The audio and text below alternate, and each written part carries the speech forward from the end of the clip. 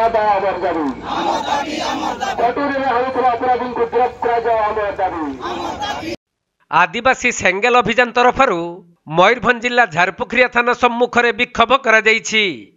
तेबे झारपुखरिया थाना अंचल जड़े महिला को कटुरी रे हाणीदेवा एवं मुरुड़ा थाना अंचल जड़े 4.5 वर्षर शिशुकन्या को दुष्कर्म करा जायथिले भी पुलिस अभियुक्त मानकु गिरफ करुनाही। जार प्रतिवाद करी बारिपदा जोनल कमिटी एवं ऑल इंडिया माझी पारगाना माडुआ ओडिशा प्रदेश कमिटी पक्षरु झारपुखरिया थाना अंचल में विक्षोभ रैली करा जिबा सहित थाना सम्मुख में न्याय दाबी करी विक्षोभ करथिले।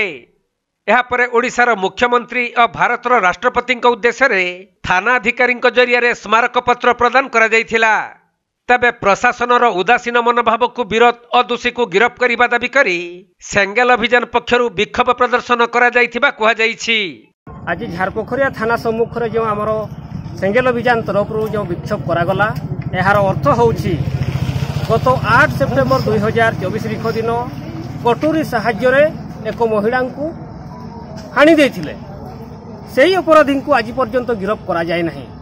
सेही परि आउ एक घटना मोरडा थाना अंतर्गत एक शिशु कन्या को 4.5 वर्षर शिशु कन्या को धर्षण करा जायथिला सेही अपराधी को मध्य आज पर्यंत अरेस्ट करा जाय नाही गिरफ्त करा जाय नाही।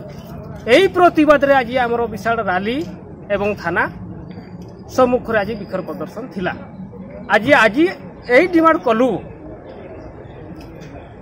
15 दिन मध्य 2 अपराधी को गिरफ्त करा जाऊ नचेत आगामी दिन में आम आदिवासी सेंगेल अभियान तरफ रास्ता को अवरोध कर